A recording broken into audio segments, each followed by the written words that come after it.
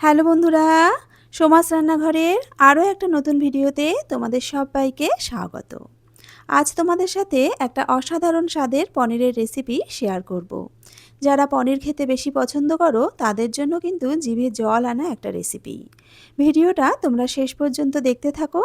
আশা করি আমার আজকের এই পনিরের রেসিপিটা তোমাদের ভালো লাগবে। পনিরের রেসিপিটা তৈরি করার জন্য আমি এখানে 250 গ্রাম পনির নিয়ে নিয়েছি। পনিরটাকে এইভাবে মাঝারি মাপের টুকরো করে কেটে নিয়েছি।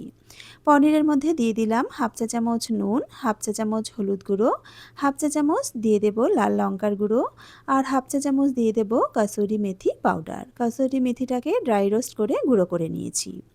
এবার একটা স্পুনের সাহায্যে সমস্ত মশলাগুলো ভালো করে পনিরের গায়ে মাখিয়ে নেব।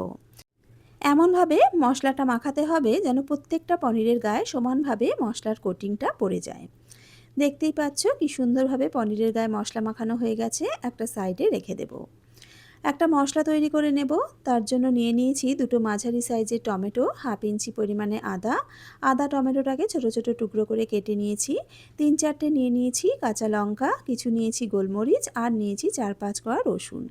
এবার সব কিছু দিয়ে একটা পেস্ট বানিয়ে নেব। আরও একটা মশলার পেস্ট তৈরি করে নেব। একটা গ্রাইন্ডার জারের মধ্যে নিয়ে নিলাম কিছু ভিজিয়ে নেওয়া কাঁচা বাদাম। বাদামটা আধ ঘন্টা ভিজিয়ে রেখেছিলাম, তারপর খোসাগুলো ছাড়িয়ে নিয়েছি। 2 চামচ পোস্ত আধ ঘন্টা জলে ভিজিয়ে রেখেছিলাম, ভেজানো পোস্তটাও দিয়ে দিলাম। তার সাথে দিয়ে দিলাম 3-4 টুকরো পনির।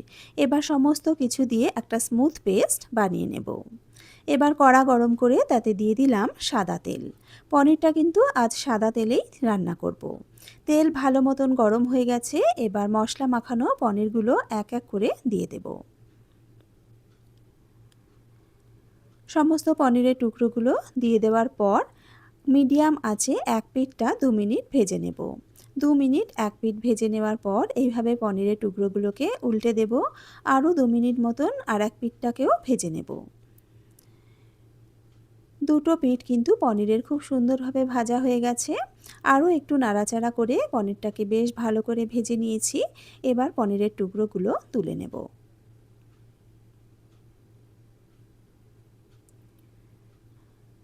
কড়াতে আরও কিছুটা সাদা তেল দিয়ে দিলাম। ফোড়নের জন্য এখানে নিয়ে নিয়েছি 4টে ছোটো এলাচ। ছোটো এলাচের মুখগুলো একটু ফাটিয়ে নিয়েছি, তাতে কিন্তু গন্ধটা খুব সুন্দর বের হয়।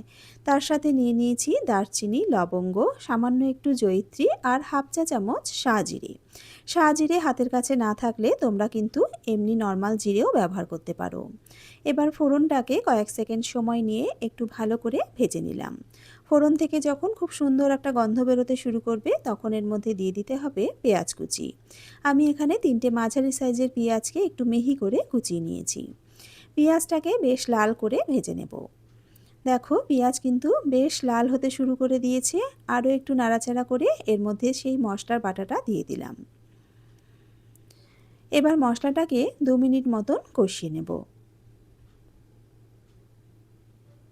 মিনিট দুয়েক মশলাটাকে বেশ ভালো করে কষিয়ে নিয়েছি।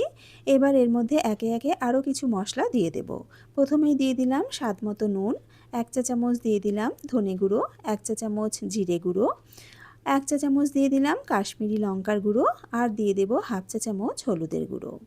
এবার সমস্ত মশলাগুলোকে খুব ভালো করে মিশিয়ে নেব। আমি যেহেতু বাটা মশলাতে কাঁচা লঙ্কা আর গোলমরিচের ব্যবহার করেছি, তাই আলাদা করে লাল লঙ্কার গুঁড়ো দিলাম না। তবে তোমরা কিন্তু ঝালটা তোমাদের স্বাদ মতন ব্যবহার করবে। যদি তোমরা বেশি ঝাল পছন্দ করো সেক্ষেত্রে কিন্তু লঙ্কার গুঁড়ো অ্যাড করতে পারো। মশলাটাকে ভালো করে কষিয়ে নিয়েছি। এই সময় দিয়ে দিলাম 1 চামচ ঘি। ফোড়নে ঘিটা না দিয়ে এই সময় যদি ঘিটা দেওয়া যায় তাহলে কিন্তু ঘিয়ের ফ্লেভারটা খুব সুন্দর বের হয়। ঘিটা দিয়ে আরও একবার ভালো করে নাড়াচাড়া করে নিয়েছি। এবার বাদাম আর পোস্তর পেস্টটা দিয়ে দিলাম। বাটিটা ধুয়ে সামান্য একটু জল দিলাম।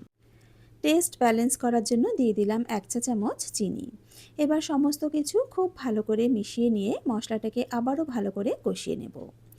মশলা পেস্ট করার সময় যদি 2-3 টুকরো পনির দিয়ে দেওয়া যায় তাহলে কিন্তু রান্নাতে বেশ সুন্দর একটা ক্রিমি ক্রিমি ভাব আসে।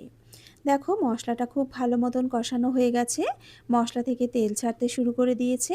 এবার এর মধ্যে দিয়ে দিলাম জল।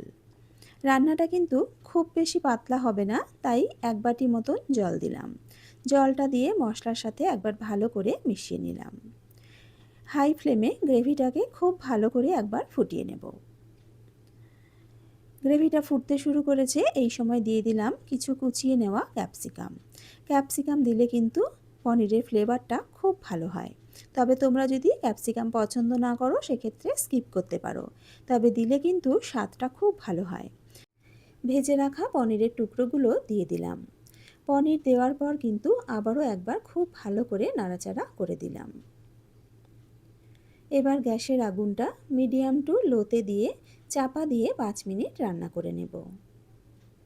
5 মিনিট চাপা দিয়ে রান্না করে নিয়েছি। 5 মিনিট পর চাপাটা তুলে নিলাম, আবারও একবার খুব ভালো করে নাড়াচাড়া করে দেব।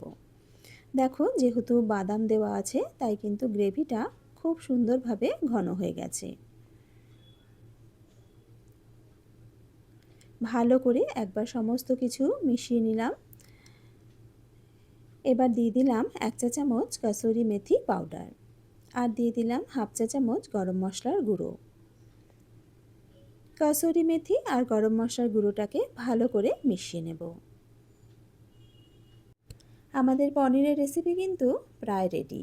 গ্রেভি কিন্তু এর থেকে আর বেশি শুকনো শুকনো করব না, কারণ ঠান্ডা হলে কিন্তু গ্রেভি আরও কিছুটা জমে যাবে। তাই এবার গ্যাস বন্ধ করে নামিয়ে সার্ভ করে নেব। তৈরি হয়ে গেল একটা দারুণ স্বাদের পনিরের রেসিপি। কোনো রকম দই, কাজু, ক্রিম ছাড়া এইভাবে পনির রান্না করলে খেতে কিন্তু অসাধারণ লাগে।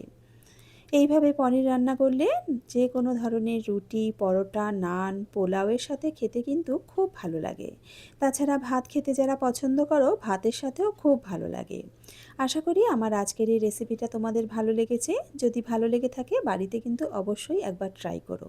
ভিডিওটা ভালো লেগে থাকলে লাইক ও শেয়ার করে দিও। এরকমই নতুন নতুন ভিডিওর আপডেট পেতে আমার চ্যানেলটা সাবস্ক্রাইব করে বেল আইকনটা প্রেস করে নিও। আবারও হাজির হয়ে যাব একটা নতুন রেসিপির সাথে।